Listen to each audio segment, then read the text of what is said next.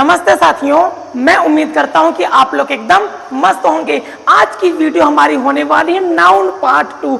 मैं उम्मीद करता हूं कि आप लोगों ने मेरी नाउन पार्ट 1 की वीडियो जरूर देखी होगी, जिसमें मैंने एकदम बेसिक से बताया है नाउन क्या है, क्यों है, कहां से आया है, पहले क्या कहा जाता था, बाद में क्या कहा जाता है, क्या कहा जाता था, नाउन की डेफिनेशन कैसे बनती है, प्रॉपर नाउन क्या है, क्यों है, कैसे है, कहाँ से आया है, उसका ओरिजिन तक मैंने बताने की कोशिश की है। तो ये उसी वीडियो का पार्ट 2 है। हो सकेगा तो मैं इसकी एक प्लेलिस्ट अलग से बना दूंगा कि ताकि आपको वीडियो समझने में आसानी रहेगी। तो भाइयों, जहाँ पर हमने पिछले वीडियो में ख़त्म किया था उसी को हम आगे बढ़ा रहे हैं। तो इसके पहले आपको याद होगा मैंने बताया था कि नाउन हमारे कितने प्रकार के होते हैं भाई। नाउन मेन हमारे 5 प्रकार के होते हैं। कॉमन नाउन है, मटेरियल नाउन है, प्रॉपर नाउन है, एब्स्ट्रैक्ट नाउन है, कलेक्टिव नाउन है। और 2 प्रकार के नाउन और जोड़ दिए जाते थे, जिनको हम काउंटेबल नाउन कहते थे और अनकाउंटेबल नाउन भी कहते थे। लेकिन जब आप बारीकी से पढ़ने पर आते हैं तब आपको एक नाउन और मिलता है, जिसको हम कहते हैं कंक्रीट नाउन। जिसको हम क्या कहते हैं? Concrete noun. तो आप भी जानते हैं कंक्रीट को हम जानते हैं ठोस से। ऐसी वस्तुएं जो हमारी ठोस वस्तुएं होती हैं उन्हीं को हम कंक्रीट कहते हैं। हम कहते हैं ना भाई ये बड़ा कंक्रीट है। जैसे मेरे पास एक पेन है, ये क्या है? ठोस है। जितनी भी प्रकार की ठोस वस्तुएं होती हैं उन्हीं को हम क्या कहते हैं भाई? कंक्रीट नाउन कहते हैं। इसको आप ऐसे समझिए, कंक्रीट नाउन को बिल्कुल आप कॉमन नाउन की तरह समझिए। कंक्रीट नाउन को कैसे समझेंगे हम? बिल्कुल कॉमन नाउन की तरह ही समझेंगे। जहाँ पर आपको कॉमन नाउन होता है वहाँ पर हम कंक्रीट नाउन को देखेंगे। अब समस्या है कॉमन नाउन और कंक्रीट नाउन में क्या फ़र्क है। पहले जानते हैं कि हमारा कंक्रीट नाउन क्या होता है। कंक्रीट नाउन हमारे ऐसे नाउन होते हैं जिनको हम देख कर, क्या करके? जिनको हम देख कर और छू कर क्या करते हैं? फील करते हैं। मतलब कि ऐसी वस्तुएं जिनको हम देखकर और छूकर महसूस करते हैं उन्हीं को हम क्या कहते हैं भाई? कंक्रीट नाउन कहते हैं। अब समस्या यहाँ पर ये होगी, जिन लोगों ने मेरी पार्ट 2 वीडियो देखी है, पार्ट 1 वीडियो देखी है, और अगर आप लोगों ने एब्स्ट्रैक्ट नाउन पढ़ा होगा। कौन सा नाउन पढ़ा होगा आप लोगों ने? Abstract noun. आप लोग भी जानते हैं एब्स्ट्रैक्ट नाउन में भी हम क्या करते हैं? फील करते हैं। फील मतलब महसूस करते हैं। अगर एब्स्ट्रैक्ट नाउन की परिभाषा हम देखेंगे तो कहा जाता है ऐसे नाउन जिनको हम महसूस करते हैं और देख नहीं सकते हैं और छू नहीं सकते हैं, उन्हीं को क्या कहेंगे हम? एब्स्ट्रैक्ट नाउन कहेंगे। लेकिन फील तो यहाँ पर भी है और फील तो यहाँ पर भी है। फिर कंक्रीट नाउन में और एब्स्ट्रैक्ट नाउन में क्या फ़र्क है? याद रखिएगा, कंक्रीट नाउन को देख सकते हैं, कंक्रीट नाउन को छू सकते हैं, लेकिन एब्स्ट्रैक्ट नाउन को ना ही हम देख सकते हैं और ना ही हम छू सकते हैं। क्या कैसे महसूस करेंगे? डायरेक्ट ही महसूस करना है। ऐसी स्थिति में हम क्या कहते हैं भाई? वो हमारा एब्स्ट्रैक्ट नाउन है। इसके एग्जाम्पल्स देख लीजिए। जैसे हम कहते हैं सैडनेस। जैसे हम क्या कहते हैं? सैडनेस। सैडनेस मीन्स होता है उदासी। क्या हम किसी की उदासी को देख सकते हैं? नहीं देख सकते हैं। दिमाग लगाओ, हम लोगों के उदास चेहरे को देखते हैं कि उदासी को देखते हैं? जाहिर से बात, हम चेहरे को देखते हैं। चेहरे तो ढेर सारे हो सकते हैं, तो चेहरा हमारा क्या हो जाएगा? कॉमन नाउन हो जाएगा। लेकिन हम उदासी, सुख दुख को नहीं देख सकते हैं, तो इसको हम बिना देखे, बिना छुए हुए महसूस करते हैं। इसीलिए ये हमारा एब्स्ट्रैक्ट नाउन है। जिनको हम देख करके और छू करके महसूस करते हैं उनको हम क्या कहते हैं? कंक्रीट नाउन कहते हैं। इतना समझ में आया भाई? बिल्कुल आपको समझ में आया होगा। अब देखिए, अब बात करेंगे कॉमन नाउन और कंक्रीट नाउन में क्या फ़र्क होता है। तो यहाँ पर भाई साहब हम लिख देते हैं कॉमन नाउन। तो कॉमन नाउन हमारा क्या होता है? ऐसा नाउन जो एक ही नाम ले और सब पर लागू हो जाए। ऐसे नाउन जो एक नाम लेने पर सामान्य रूप से सभी पर लागू हो जाते हैं, उन्हीं को हम क्या कहते हैं? कॉमन नाउन कहते हैं। और याद रखिएगा, जहाँ कहीं भी हमारा कॉमन नाउन होता है अधिक चांस होंगे कि वहाँ पर हमारा कंक्रीट नाउन भी होगा। लेकिन याद रखिएगा ये कहानी हमारी केवल 90% की है। 90% मीन्स मैं ये बोल रहा हूँ, जैसे एक एग्जाम्पल लेते हैं तभी आप समझ पाएंगे। जैसे मैं एक एग्जाम्पल के तौर पर क्या ले लेता हूँ, पेन। अगर मैं आपसे बोलता हूँ पेन, अब बोलता हूँ पेन हमारा कॉमन नाउन है कि कंक्रीट नाउन है। अगर देखेंगे पेन तो कौन सा पेन, लाल, काला, नीला, पीला, नीला, हरा, कौन सी वैरायटी, छोटा, बड़ा, लंबा, हमको नहीं पता। तो कोई भी पेन हो सकता है, तो उस हिसाब से पेन को हम क्या कहेंगे, पेन को हम कहेंगे कॉमन नाउन। लेकिन इस पेन को हम देख भी सकते हैं, जैसे ये पेन है, इस पेन को हम देख भी सकते हैं, इस पेन को हम छू भी सकते हैं। तो छू करके महसूस कर रहा हूँ तो ये क्या हो जाएगा, कंक्रीट नाउन हो जाएगा। तो इस पेन को हम कंक्रीट नाउन भी कह सकते हैं। कौन सा नाउन कहेंगे, कंक्रीट नाउन भी कह सकते हैं। अब फर्क आता है कॉमन नाउन और कंक्रीट नाउन में, क्या फर्क है। इमेजिन कीजिए मैं थोड़ी देर के लिए अंधा हो गया हूँ, अंधे के तौर पर अपनी आंखें बंद कर रहा हूँ और मैं छू करके महसूस कर रहा हूँ कि भाई ये क्या है। तब मुझे समझ में आया कि इसकी पेन की वैरायटी है, मतलब इसका आकार एक पेन के जैसा है। तो मैंने इसको देखा नहीं लेकिन छुआ तो ना भाई, तो छू करके महसूस किया तो क्या हो जाएगा, कंक्रीट नाउन हो जाएगा। छू करके महसूस नहीं कर रहे हैं तो कॉमन नाउन हो जाएगा। तो ऐसे में कई चीज़ों को हम देख सकते हैं, जिनको हम देखते हैं वो कॉमन भी हो सकता है और कंक्रीट नाउन भी हो सकता है। इसको समझाने के लिए मैंने ऐसी इमेज ली थी, ये भाई साहब क्या है, अंधे हैं और ये छू करके महसूस कर रहा है। इसने छू कर महसूस किया, ओहो ये तो बुक है, देखा नहीं, छू करके अगर महसूस करेगा तो भाई साहब हमारा कंक्रीट नाउन हो जाएगा। ये गिलास को छू करके महसूस कर रहा है, तो छू करके महसूस किया ना तो कंक्रीट नाउन हो जाएगा। और ये गिलास, अगर बात करेंगे कि गिलास लोहे का है, प्लास्टिक का है, कांच का है, तब गिलास हमारा कॉमन नाउन हो सकता है। तो मैं उम्मीद करता हूँ कि ये कहानी आपको अच्छे से समझ में आ गई होगी। आपको क्या करना है, हर कहानी को बारीकी से समझना है भाई। जब तक आप बारीकी से नहीं समझेंगे, विश्वास मानिए आपका होने वाला कुछ नहीं है। तो यहाँ पर एक क्वेश्चन बोल रहा है, the Apple is on the table, कि जो ग्लास है कहाँ पर है, टेबल पर है। तो यहाँ पर आप देख लीजिए आप क्या लिखा हुआ है, द एप्पल। कहाँ गया भाई, पेन है तो यहाँ पर क्या लिखा हुआ, द एप्पल। आप हमको ये बताइए, क्या हम एप्पल को टच कर सकते हैं, बिल्कुल टच कर सकते हैं। क्या एप्पल को हम सी कर सकते हैं, सी मीन्स देख सकते हैं, बिल्कुल देख सकते हैं। तो यहाँ पर एप्पल हमारा क्या हो जाएगा, कंक्रीट नाउन हो जाएगा। क्या हो जाएगा, कंक्रीट नाउन हो जाएगा। उसी प्रकार अगर आप यहाँ पर देखेंगे तो यहाँ पर लिखा हुआ है टेबल। क्या हम टेबल को टच कर सकते हैं, दिमाग लगाइए, क्या हम टेबल को टच कर सकते हैं, जी हाँ टच कर सकते हैं।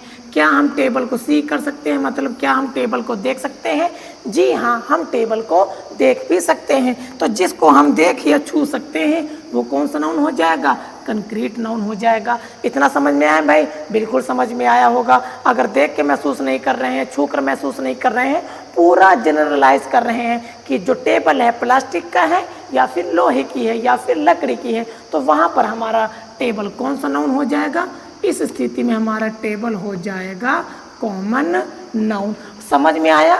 जिसको ना समझ में आया वो भाई वो क्या करेंगे, धड़ाक से कमेंट जरूर करेंगे।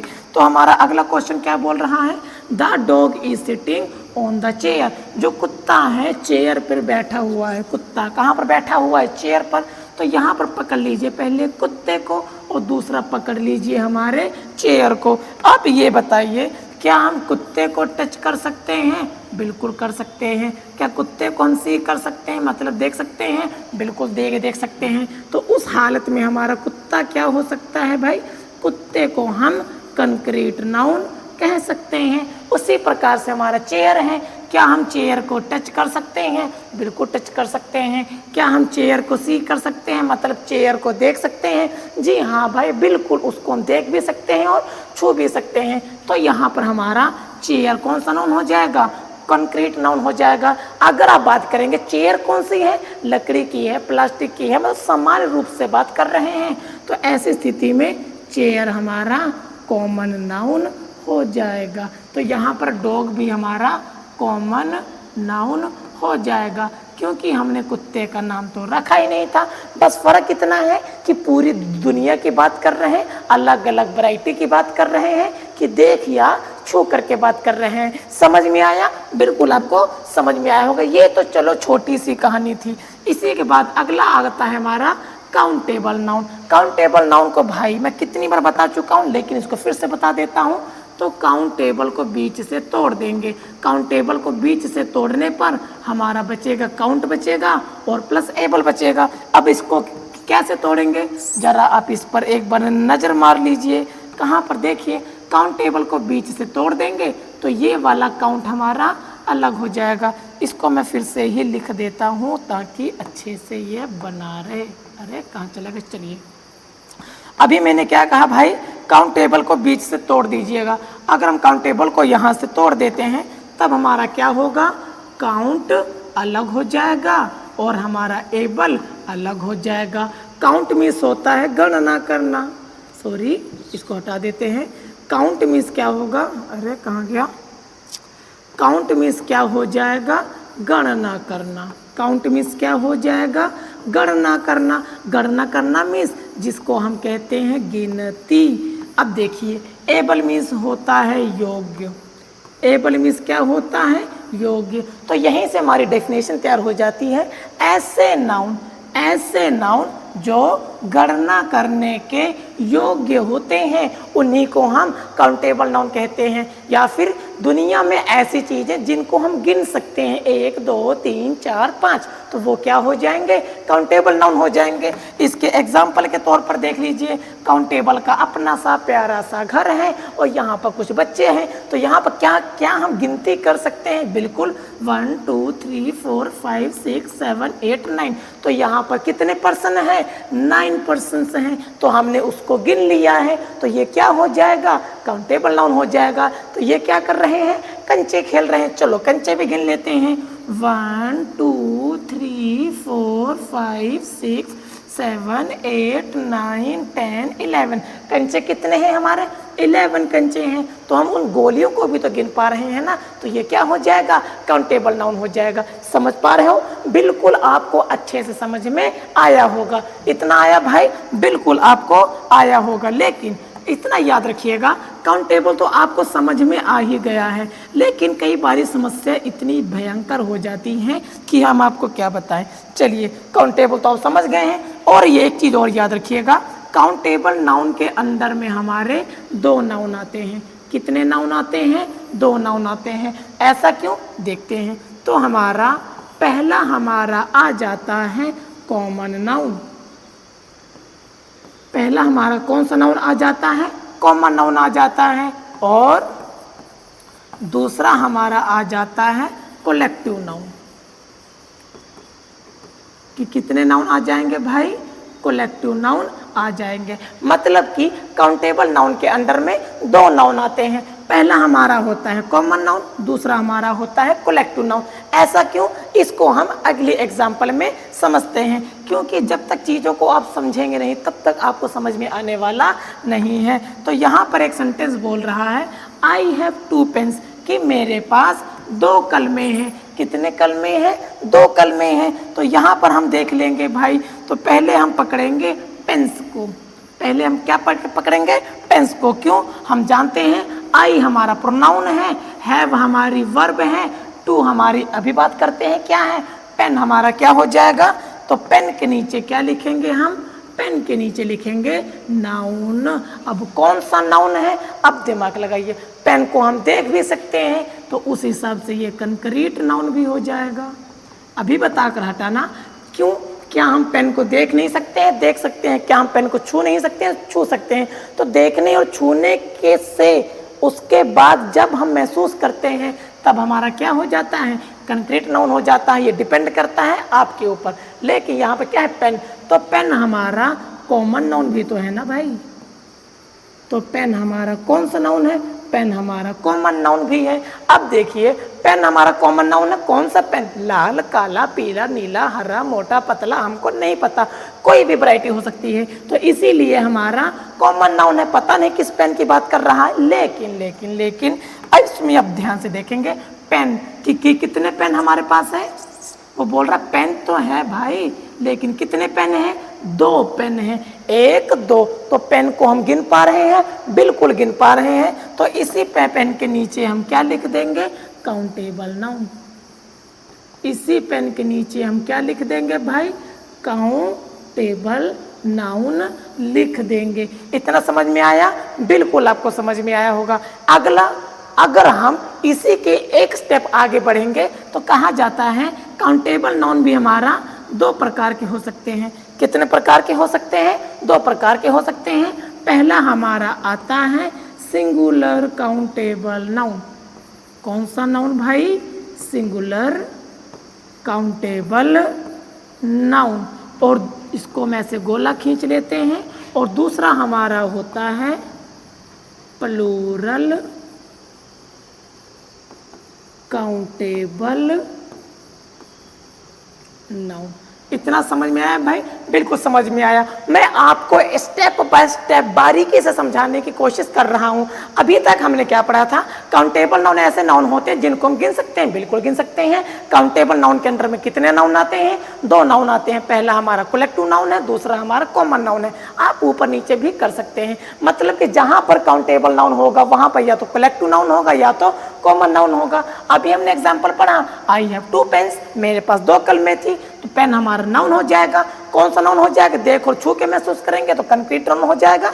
अगर पेन की वैरायटी की बात कर रहे हैं तो कॉमन नाउन हो जाएगा। अभी जहां पर कॉमन नाउन है मैंने बताया था काउंटेबल नाउन भी हो सकता है। क्यों? क्योंकि अगर पेन कॉमन नाउन है तो पेन को गिन भी तो रहे हैं ना। तो पेन यहाँ पर अगर हम गिनती को साथ लेकर चलेंगे तो काउंटेबल नाउन है, केवल पेन को साथ लेकर चलेंगे तो कॉमन नाउन है। तो हमने ये पाया जहां पर कॉमन नाउन है वहां पर काउंटेबल नाउन है, या तो ऐसे कह लीजिए जहां पर काउंटेबल नाउन है वहां पर कॉमन नाउन है। अगर हम इसके एक स्टेप आगे बढ़ेंगे, काउंटेबल नाउन हमारे 2 प्रकार के होते हैं। पहला हमारा सिंगुलर काउंटेबल नाउन, दूसरा हमारा प्लूरल काउंटेबल नाउन। अब सिंगुलर और प्लूरल क्या है? सिंगुलर आप जानते ही हैं, एक वचन। सिंगुलर काउंटेबल नाउन के पहले हमारा ए लग जाता है, एन लग जाता है, या फिर 1 का प्रयोग हम कर सकते हैं। क्यों? ए मतलब होता है एक, एन मतलब होता है एक, 1 का मतलब भी होता है एक। ए हमारा कॉन्सोनेंट के साथ लगता है, एन हमारा वोवेल्स के साथ लगता है। तो इसकी संख्या 1 है, तो इसी को सिंगुलर काउंटेबल नाउन कहते हैं। मतलब ऐसा काउंटेबल नाउन जिसके पहले हमारा ए और एन लग जाएगा उसको हम सिंगुलर काउंटेबल नाउन कहते हैं। और प्लूरल काउंटेबल नाउन मीन्स ऐसा काउंटेबल नाउन जिसके अंदर क्या हो?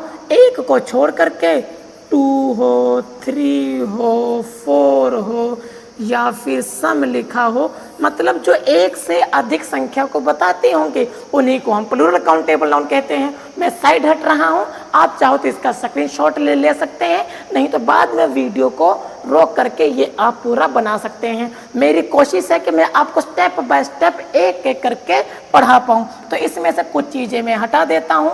तो क्या हटाएंगे पहले देखेंगे। इसको मैं हटा देता हूँ। कहाँ हटे तुम भी हटो, तुम भी हटो, तुम भी हटो, तुम भी हटो, तुम भी हटो। चलिए भाइयों, अभी हमने क्या पढ़ा था? काउंटेबल नाउन हमारे कितने प्रकार के होते हैं? काउंटेबल नाउन हमारे 2 प्रकार के होते हैं। पहला कौन सा था? पहला हमारा सिंगुलर काउंटेबल नाउन था, दूसरा हमारा प्लूरल काउंटेबल नाउन था। तो यहाँ पर नाउन है, कॉमन नाउन है, काउंटेबल नाउन है। अब ये कौन सा काउंटेबल नाउन है, सिंगुलर या प्लूरल? तो यहाँ पर लिखा हुआ है 2, तो इसके ऊपर क्या लिखेंगे? प्लूरल। क्या लिखेंगे भाई? Plural countable noun. ये ऐसा क्यों हुआ है? क्योंकि कॉमन नाउन के पहले संख्या लिखी हुई है। सिंगुलर होता तो सिंगुलर लिखते, प्लूरल होता तो प्लूरल लिखते। चलिए भाइयों, मुझे नहीं लगता कि आपको इसमें कोई खास दिक्कत हुई होगी। इसमें क्या बोल रहा है? We saw 5 birds in the sky, कि हमने आकाश में 5 पक्षियों को देखा। कितने पक्षियों को देखा? 5 पक्षियों को देखा। तो यहाँ पर है हमारा पक्षी। आप जानते हैं वी हमारा प्रोनाउन है। प्रोनाउन के ऊपर भी मैंने पार्ट 1 वीडियो डाल रखी है। जिन्होंने वह वीडियो नहीं देखी है वह जाकर उसको देख सकते हैं। तो वी हमारा प्रोनाउन हो जाएगा, सा हमारी वर्ब हो जाएगी, 5 बर्ड्स तो हमारी इसी के तो अभी बात ही करनी है। चलिए इसको हटा देते हैं। बर्ड्स, बर्ड्स हमारा क्या हो जाएगा? नाउन हो जाएगा। तो बर्ड्स के नीचे मैं छोटकू सा क्या लिखूंगा? नाउन लिखूंगा। अब आपने आकाश में बर्ड देखी, कौन सी बर्ड देखी? मुझको नहीं पता। तो यहाँ पर नीचे तीर बना करके लिख दूंगा मैं कॉमन नाउन, क्योंकि हमने कौन सी वर्ड देखी हमको नहीं पता भाई। तो नीचे लिख दूंगा मैं कॉमन नाउन। अगर हम वर्ड को देख रहे हैं या छू रहे हैं या महसूस कर रहे हैं छू करके, तो वहाँ पर हमारा कंक्रीट नाउन भी आप कह सकते हैं। इतना समझ में आया भाई? बिल्कुल समझ में आया। अब देखो वर्ड देखी, कितनी वर्ड देखी? 5 हम गिन सकते हैं। तो इसी के नीचे चाहो तो आप काउंटेबल नाउन भी लिख सकते हैं, क्योंकि हम पक्षियों को गिन सकते हैं। तो हमारा क्या लिखेंगे? काउंटेबल नाउन लिख देंगे। अब काउंटेबल नाउन कितने प्रकार के होते हैं? 2 प्रकार के होते हैं, सिंगुलर काउंटेबल नाउन और प्लूरल काउंटेबल नाउन। तो ये कौन सा नाउन है हमारा? ये हमारा है प्लूरल काउंटेबल नाउन। तो ये हमारा कौन सा नाउन है? Plural countable noun. इतना समझ में आया भाई? बिल्कुल। मैं उम्मीद करता हूं कि यहाँ तक आपको एकदम बेहतरीन तरीके से समझ में आया होगा।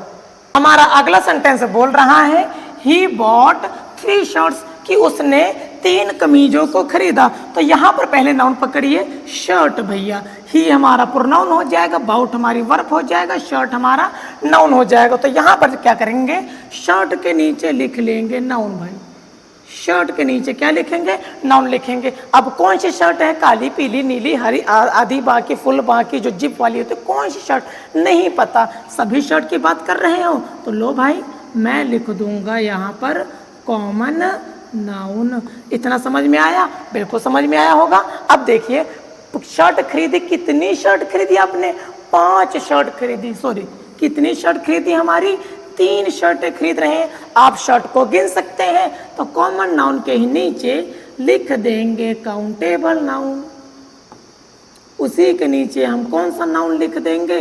काउंटेबल नाउन लिख देंगे। मैं अभी बताकर हटा हूँ काउंटेबल नाउन कितने प्रकार के होते हैं? 2 प्रकार के होते हैं, singular countable noun, plural countable noun. तो ये कौन सा काउंटेबल नाउन हो जाएगा? 3 है, 3 तो प्लूरल है। तो यहाँ पर आप लिख देंगे प्लूरल काउंटेबल नाउन। इतना समझ में आया भाई? बिल्कुल समझ में आया होगा। इसके पहले मैं अभी बता कर हटा हूँ कंक्रीट नाउन। अगर मान लीजिए आप देख के महसूस कर रहे हैं, छू के महसूस कर रहे हैं, तो इस शर्ट को आप कंक्रीट नाउन भी कह सकते हैं। कौन सा नाउन कहेंगे भाई? कंक्रीट नाउन भी कह सकते हैं। तो मैंने बताकर हटा था 90% चांस है जहाँ पर कंक्रीट नाउन होगा वहाँ पर हमारा कॉमन नाउन भी होगा। मजा आया? बिल्कुल मजा आया होगा। अगला हमारा क्या बोल रहा है? Uncountable noun. क्या करेंगे? पहले हम अनकाउंटेबल नाउन लिख देंगे। नहीं, डायरेक्ट समझ लीजिए, अनकाउंटेबल नाउन को बीच से तोड़ देंगे। एक यहाँ पर अनकाउंटेबल और यहाँ पर ऐसे तोड़ेंगे। ऐसे नहीं तोड़ना तो कोई दिक्कत नहीं है, अनकाउंटेबल को आप ऐसे भी तोड़ सकते हैं। जैसे ही हम काउंटेबल को बीच से तोड़ेंगे तो हमारा काउंट प्लस एबल हो गया था। उसी प्रकार से क्या करेंगे? अनकाउंटेबल नाउन को बीच से तोड़ेंगे, अनकाउंटेबल नाउन को बीच से हमारा तोड़ेंगे तो यहाँ पर हमारा अनकाउंट अलग हो जाएगा, प्लस एबल अलग हो जाएगा। तो यहाँ से भी आप चाहो तोड़ सकते हैं, अन प्लस काउंट प्लस एबल। अन में से समझ लीजिए अ, काउंट मीन्स होता है गणनीय। काउंट मीन्स क्या होता है? शुद्ध हिंदी में इसको कहते हैं, कहाँ चला गया भाई? शुद्ध हिंदी में इसको कहते हैं गणनीय। गणनीय। अगला हमारा एबल। एबल मीन्स होता है योग्य। एबल मीन्स क्या होता है? योग्य। मतलब कि ऐसा नाउन जो अगणनीय योग्य हो, मतलब जिनको हम गिन नहीं सकते हैं। ऐसे नाउन जिनको हम नहीं गिन सकते हैं उनको हम अनकाउंटेबल नाउन कहते हैं। अब ऐसे कौन से नाउन हैं जिनको हम नहीं गिन सकते हैं, आगे चल के बात करेंगे। इतना समझ में आया भाई? बिल्कुल आपको समझ में आया होगा। और यहाँ पर एक बात और याद रखिएगा, जिस प्रकार हमारे काउंटेबल नाउन के अंडर में 2 नाउन आते थे, उसी प्रकार हमारे अनकाउंटेबल नाउन के अंडर भी 2 नाउन आते हैं। पहला नाउन हमारा आता है एब्स्ट्रैक्ट नाउन। पहला हमारा कौन सा नाउन आएगा? पहला हमारा एब्स्ट्रैक्ट नाउन आएगा। दूसरा हमारा कौन सा नाउन आएगा? मटेरियल नाउन आएगा। कौन सा नाउन आएगा भाई? मटेरियल नाउन आएगा। इतना समझ में आया? बिल्कुल समझ में आया। अब बात करते हैं एब्स्ट्रैक्ट नाउन और मटेरियल नाउन में ऐसा क्या है जिनको हम अनकाउंटेबल नाउन में रखते हैं। पहले देखिए abstract noun. Abstract noun means ऐसी चीजें जिनको ना ही देख सकते हैं, लिखिए देता हूं, ना ही देख सकते हैं, ना ही छू सकते हैं, उन्हीं को हम क्या कहते हैं? अनकाउंटेबल नाउन कहते हैं। अब आप ही दिमाग लगाओ भैया, जिसको ना ही आप देख सकते हैं ना ही छू सकते हैं, जिसको देखोगे नहीं उसकी गिनती कैसे करोगे? जिसकी गिनती नहीं करोगे उसी को हम अनकाउंटेबल नाउन कहते हैं। समझ में आया? बिल्कुल आपको समझ में आया होगा। अगला क्या है? Material noun. जितनी भी खाने पीने वाली चीज़ें होती हैं वो किस में आती हैं? अनकाउंटेबल नाउन में ही आती हैं। इतना समझ में आया भाई? मैं कहता हूँ आपको बिल्कुल समझ में आया होगा। मैं समझा ही वैसे रहा हूँ कि आपको बारीकी से समझ में आ जाए, आसान शब्दों में। इसमें कोई लपर झपर नाम की चीज़ होने ही नहीं चाहिए। और इसमें एक बात और याद रखिएगा, जहाँ पर भी अनकाउंटेबल नाउन होता है, अनकाउंटेबल नाउन के साथ हमेशा सिंगुलर वर्ब का प्रयोग किया जाता है। अनकाउंटेबल नाउन के साथ हमेशा किस वर्ब का प्रयोग किया जाता है? सिंगुलर नाउन का प्रयोग किया जाता है। अनकाउंटेबल नाउन के कोई भी भाग नहीं होते हैं। जिस प्रकार हमारे काउंटेबल नाउन के 2 भाग होते थे ना, उसी प्रकार हमारा अनकाउंटेबल नाउन के एक भी भाग नहीं होते हैं। अब देखेंगे थोड़ा सा एग्जाम्पल की तरफ। काउंटेबल नाउन और अनकाउंटेबल नाउन में फ़र्क क्या है? इसके लिए आपको पहले सेंटेंस पढ़ना पड़ेगा। There is no light in the room. वो बोल रहा है कमरे में कोई भी लाइट नहीं है। कमरे में क्या है भाई? कोई भी लाइट नहीं है। इसको आप कैसे समझते हैं ये बताइए। अगर हम मान लीजिए बाहर आप काम करके आ रहे हैं और अपने घर का दरवाज़ा खोलते हैं, आप देखते हैं कि भाई सामने तो कोई लाइट ही नहीं है। अब ये बताओ, क्या हम लाइट को देख सकते हैं? यहाँ पर शब्द पकड़िए, क्या हम लाइट को देख सकते हैं? मैं लिखूँगा यहाँ पर, क्या हम लाइट को देख सकते हैं? नहीं देख सकते हैं। क्या हम लाइट को टच कर सकते हैं? नहीं टच कर सकते हैं। जिसको हम देखेंगे नहीं, जिसको हम टच नहीं करेंगे तो उसको गिन नहीं सकते हैं। तो यहाँ पर लाइट हमारा, पहले आप एब्स्ट्रैक्ट नाउन भी लिख सकते हैं। कौन सा नाउन लिख सकते हैं? एब्स्ट्रैक्ट नाउन भी लिख सकते हैं, क्योंकि आप लाइट को महसूस कर रहे हो। अगर आप एब्स्ट्रैक्ट नाउन नहीं लिखना चाहते हैं तो इसको हटा दीजिए। अगर आप एब्स्ट्रैक्ट नाउन नहीं लिखना चाहते हैं तो कोई बात नहीं है, सीधी सी बात है। जिसको हम टच नहीं करेंगे, जिसको हम देखेंगे नहीं, उसको हम अनकाउंटेबल नाउन कहेंगे। उनको हम अनकाउंटेबल नाउन हम कहेंगे। अगर आपने फिजिक्स पढ़ी होगी तो उसमें लाइट का एक गुण है जिसमें कहा जाता है हम प्रकाश को देख नहीं सकते हैं, प्रकाश के द्वारा चीज़ें दिखाई देती हैं। समझ में आया भाई? मैं कहता हूँ बिल्कुल आपको समझ में आया होगा। इसमें क्या बोल रहा है? There is a light by my bed, कि मेरे बिस्तर के बगल में, कहाँ पर? मेरे बिस्तर के बगल में एक लाइट है। आप ये बताइए, आप तो पहले लाइट लिख रहे हो, लाइट के पहले आप एक लाइट लिखते हो तो लाइट को आप गिन सकते हैं ना। अभी तो मैंने बताया लाइट को देख नहीं सकते हैं तो लाइट को छू नहीं सकते हैं, तो उसने ये कैसे कह दिया there is a light by my bed, कि मेरे बिस्तर के बगल में एक लाइट है। तो यहाँ पर भाई साहब लाइट का मतलब लिख ही देता हूँ। यहाँ पर लाइट का मतलब प्रकाश नहीं है। यहाँ पर लाइट का मतलब प्रकाश नहीं है। यहाँ पर लाइट का मतलब है बल्ब। लाइट का मतलब क्या है? बल्ब बोल लीजिए या फिर बत्ती बोल लीजिए। समझ पा रहे हो? तो यहाँ पर बल्ब को तो गिन सकते हैं ना भाई। जब लाइट का मतलब बल्ब है तो ये हमारा हो जाएगा कॉमन नाउन। तो यहाँ पर हमारा लाइट कौन सा नाउन हो जाएगा? कॉमन नाउन हो जाएगा। जहाँ पर कॉमन नाउन है वहीं पर हमारा काउंटेबल नाउन है। वहीं पर हमारा कौन सा नाउन है? काउंटेबल नाउन है। काउंटेबल नाउन हमारे 2 प्रकार के होते हैं। पहला सिंगुलर काउंटेबल नाउन होता है, दूसरा प्लूरल काउंटेबल नाउन होता है। उसने बोल दिया ना एक बल्ब है, भैया 2 नहीं है, एक है। तो यहाँ पर कौन सा नाउन हो जाएगा? सिंगुलर काउंटेबल नाउन हो जाएगा। कौन सा नाउन हो जाएगा भाई? सिंगुलर काउंटेबल नाउन हो जाएगा। बिल्कुल समझ में आया? इसी तरीके से आपको समझ में आना पड़ेगा, समझ में आना ही चाहिए। जब तक नहीं आएगा तब तक समस्या है। अगर लाइट का मतलब प्रकाश है अगर लाइट का मतलब प्रकाश है तो वो अनकाउंटेबल नाउन हो जाएगा, अगर लाइट का मतलब बल्ब है तो वो हमारा काउंटेबल नाउन हो जाएगा। इतनी समझ है आप में? बिल्कुल, इतनी समझ तो आप में है ही। अगला क्वेश्चन क्या बोल रहा है? Light travels faster than sound. जो हमारी लाइट है साउंड की तुलना में तेज गति करती है। कौन? भैया साउंड। अब ये बताइए, क्या हम लाइट को देख सकते हैं? बिल्कुल नहीं देख सकते हैं। क्या हम लाइट को देख सकते हैं? बिल्कुल भी हम लाइट को नहीं देख सकते हैं। जब लाइट को देख नहीं सकते हैं, लाइट को छू नहीं सकते हैं, तो यहाँ पर लाइट कौन सा नाउन हो जाएगी? अनकाउंटेबल नाउन हो जाएगा।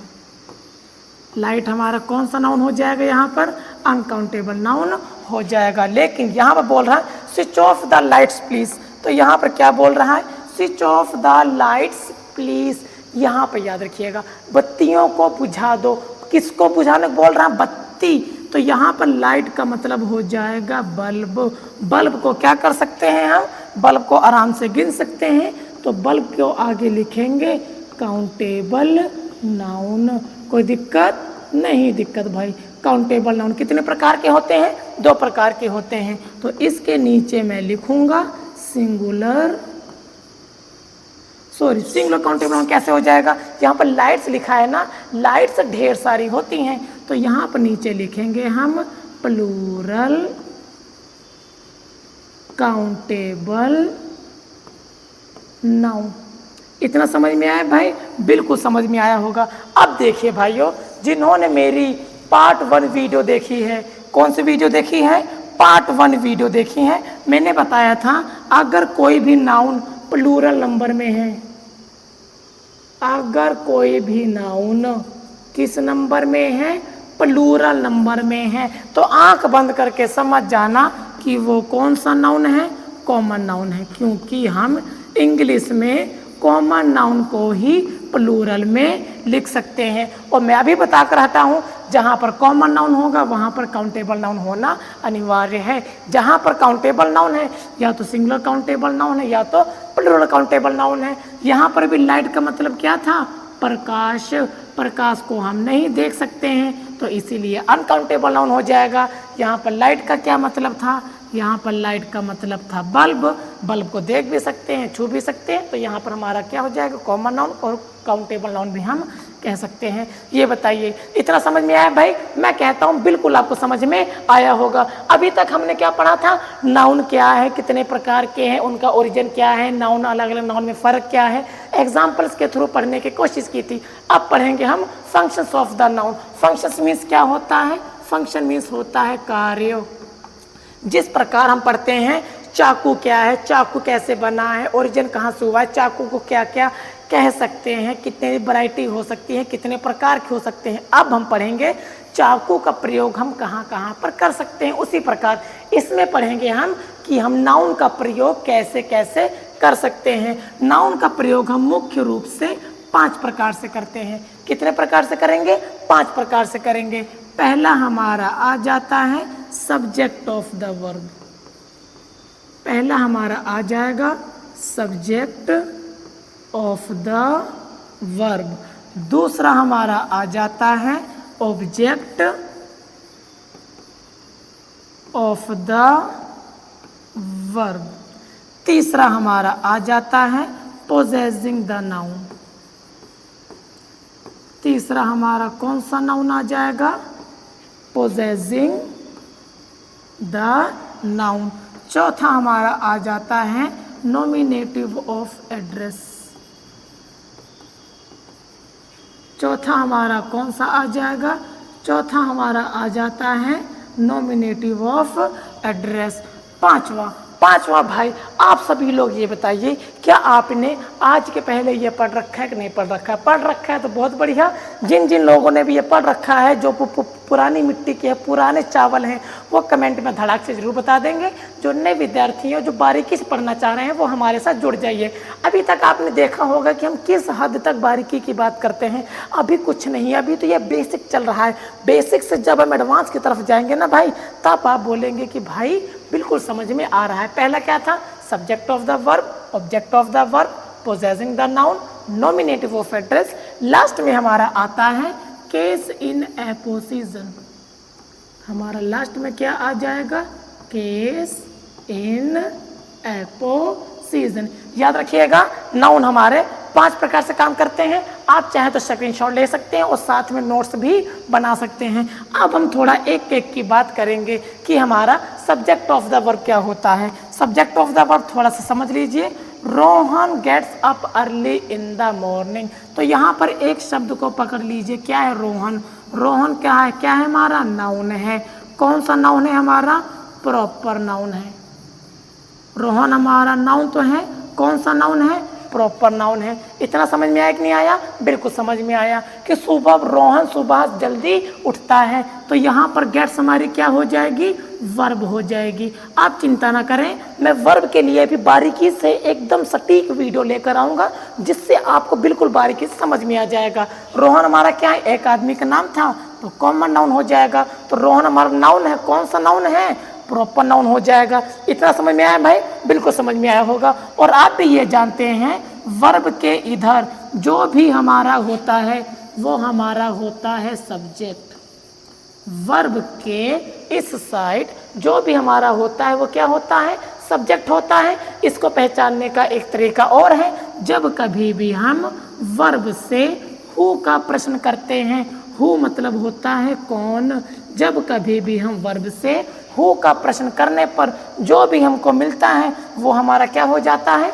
सब्जेक्ट हो जाता है। इतना समझ में आया भाई? इतना तो मैं कहता हूँ आपको आ ही गया होगा।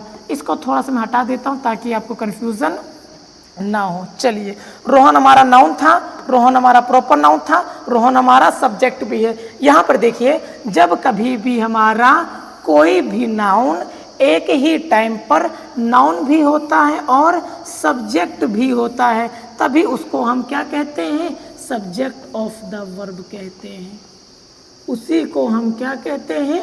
सब्जेक्ट ऑफ द वर्ब कहते हैं। ऐसे नहीं समझ में आया तो ऐसे समझ लीजिए, जब कभी भी हमारा कोई भी नाउन किसी भी वर्ब का सब्जेक्ट होता है उसी को हम सब्जेक्ट ऑफ द वर्ब कहते हैं। समझ में आया भाई? बिल्कुल समझ में आया। इसीलिए इसका नाम क्या रखा है? Subject of the verb. एक बार फिर से देखते हैं, जब कभी भी हमारा कोई भी नाउन किसी भी वर्ब का सब्जेक्ट होता है उसी को हम सब्जेक्ट ऑफ द वर्ब कहते हैं, जैसे कि इसमें लिखा हुआ है। चलिए भाई, अब हम अगला एग्जांपल देखेंगे। अगला एग्जांपल हमारा क्या बोल रहा है? Meera beats them. मीरा ने उनको पीटा। अब देखिए भाई, मैं कहता हूँ कौन पीट रहा है? मीरा पीट रही है। तो यहाँ पर मीरा को पकड़िए, तो मीरा हमारी पहले क्या हो जाएगी? मीरा हमारी नाउन है। कौन सा नाउन है भाई? मीरा हमारा प्रॉपर नाउन है, क्योंकि ये किसी नाउन का खास नाम है। समझ ही रहे हैं? बीट मीन्स होता है पीटना, पीटने का काम हो रहा है, तो मीरा हमारी वर्ब हो जाएगी। वर्ब से हमने हु का प्रश्न किया। किससे प्रश्न करेंगे? वर्ब से। हु का प्रश्न करने पर जो भी हमको मिलता है वो हमारा सब्जेक्ट होता है। तो मीरा हमारी क्या है? नाउन भी है और सब्जेक्ट भी है। अभी बता कर हटा हूँ, जब कभी भी हमारा कोई भी नाउन एक ही टाइम पर नाउन भी होता है और सब्जेक्ट भी होता है, उसी को हम क्या कहते हैं? सब्जेक्ट ऑफ द वर्ब कहते हैं। या तो ऐसे समझ लीजिए, जब कभी भी हमारा कोई भी नाउन किसी भी वर्ब का सब्जेक्ट होता है उसी को हम क्या कहते हैं? सब्जेक्ट ऑफ द वर्ब कहते हैं। ये बताइए, आपको समझ में आया? मैं कहता हूँ बिल्कुल आपको समझ में आया होगा। अगर थोड़ी खचड़ पचड़ हो गई हो, आप इसको उठा करके यहाँ पर भी लिख सकते हैं। जिस प्रकार हमारा सब्जेक्ट ऑफ द वर्ब था उसी प्रकार हमारा ऑब्जेक्ट ऑफ द वर्ब है। उसमें सब्जेक्ट था, इसमें हमारा ऑब्जेक्ट था। देखेंगे, आई गेव रामू पेन, तो मैंने रामू को एक कलम दिया, तो यहाँ पर रामू हमारा क्या हो जाएगा? नाउन हो जाएगा। ये तो आपको पता ही है। कौन सा नाउन हो जाएगा? यहाँ पर रामू हमारा प्रॉपर नाउन हो जाएगा। बिल्कुल हो जाएगा। गेव हमारी वर्ब है, देने का काम हो रहा है। अब वर्ब के बाद जो हमारा आता है वो अधिकतर क्या है? ऑब्जेक्ट है। ये सब्जेक्ट क्या है, ऑब्जेक्ट क्या है, इसको भी बारीकी से हम बताते चलेंगे। लेकिन याद रखिएगा, अभी के लिए वर्ब से व्हाट का प्रश्न करने पर और whom का प्रश्न करने पर हमको क्या मिलते हैं, ऑब्जेक्ट मिलते हैं। वर्ब से what और whom का प्रश्न करने पर क्या मिलते हैं, ऑब्जेक्ट मिलते हैं। मैं सोच रहा हूँ कि खड़े हाथ आपको ऑब्जेक्ट भी बताता चलूँ। what मीन्स होता है क्या, what मीन्स होता है क्या, whom मीन्स होता है किसे, whom मीन्स होता है किसे। और याद रखिएगा ऑब्जेक्ट मुख्य रूप से हमारे होते हैं दो प्रकार से। ऑब्जेक्ट मुख्य रूप से कितने प्रकार के होंगे हमारे, दो प्रकार के होते हैं।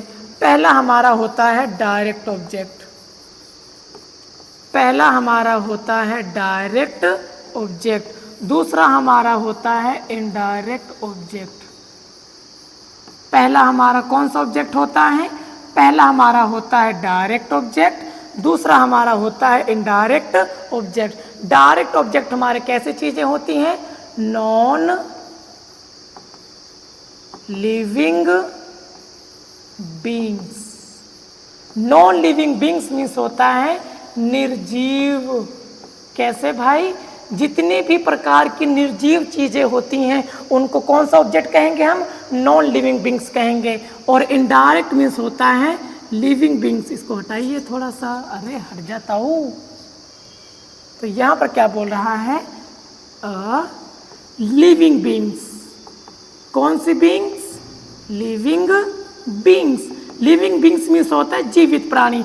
ऐसे ऑब्जेक्ट जो हमारे जिंदा होते हैं, जो सांस ले रहे होते हैं, सजीव होते हैं, उनको हम इनडायरेक्ट ऑब्जेक्ट कहते हैं। हमारे ऐसे ऑब्जेक्ट जो सांस नहीं लेते हैं, निर्जीव होते हैं, उनको हम कहते हैं इनडायरेक्ट ऑब्जेक्ट। और याद रखिएगा ऑब्जेक्ट वर्ब से व्हाट और whom का प्रश्न करने पर मिलते हैं। वर्ब से व्हाट का प्रश्न करने पर हमको डायरेक्ट ऑब्जेक्ट मिलता है, कौन सा, निर्जीव वाला मिलता है। और वर्ब से whom का प्रश्न करने पर कौन सा ऑब्जेक्ट मिलता है, हमारा इनडायरेक्ट ऑब्जेक्ट मिलता है। ये कैसे मिलता है, चलिए इसको भी हम अभी बता दे रहे हैं। इसको अभी के लिए मैं साफ कर रहा हूँ, आप वीडियो को रोक करके बकायदा इसको पूरा देख सकते हैं। चलिए भाई यहाँ पर देखिए वर्ब उसने दिया, दिया किसको दिया, whom। whom मीन्स किसको या फिर किसे। उसने दिया किसको दिया, रामू को दिया। तो वर्ब से whom का प्रश्न करने पर क्या मिल रहा है, रामू मिल रहा है। तो रामू कौन है, नाउन है। नाउन है तो कौन सा नाउन है, प्रॉपर नाउन है। अगर ये प्रॉपर नाउन है तो इसका क्या हो जाएगा, ऑब्जेक्ट हो जाएगा। क्या हो जाएगा, ऑब्जेक्ट हो जाएगा। क्यों, वर्ब से whom का प्रश्न करने पर जो भी ऑब्जेक्ट मिलता है, कौन सा ऑब्जेक्ट मिलता है, इनडायरेक्ट ऑब्जेक्ट मिलता है। आप चाहो तो इसके नीचे इनडायरेक्ट ऑब्जेक्ट लिख सकते हैं। इतना समझ में आया भाई, बिल्कुल समझ में आया होगा। अब देखिए जब कभी भी कोई भी नाउन एक ही समय पर नाउन होता है और वह ऑब्जेक्ट भी होता है, उसी को हम क्या कहते हैं, ऑब्जेक्ट ऑफ द वर्ब कहते हैं। कौन सा वर्ब कहेंगे, ऑब्जेक्ट ऑफ द वर्ब कहेंगे। अब कौन सा ऑब्जेक्ट है, इनडायरेक्ट ऑब्जेक्ट है। इसको आप ऐसे भी लिख सकते हैं, या तो ऐसे समझिए, जब कभी भी कोई भी नाउन किसी भी वर्ब का ऑब्जेक्ट होता है, जब कभी भी, इसको ऐसे हटा दिए, हटाइए, जब कभी भी कोई भी नाउन किसी भी वर्ब का, सॉरी कहाँ चला गया, जब हमारा कोई भी नाउन किसी भी वर्ब का ऑब्जेक्ट होता है, उसको हम ऑब्जेक्ट ऑफ द वर्ब कहते हैं। चाहे वो डायरेक्ट हो चाहे वो इनडायरेक्ट हो, इससे हमसे कोई मतलब नहीं है। अगला हमारा क्या बोल रहा है, देखिए, दे अब्यूज्ड करण। उन्होंने करण को गाली दी। किसको गाली दी है, करण को गाली दी है। तो यहाँ पर फिर से पकड़ लेंगे भाई, करण हमारा क्या है, नाउन है। कौन सा नाउन है, किसी खास आदमी का नाम है, तो करण हमारा प्रॉपर नाउन हो जाएगा।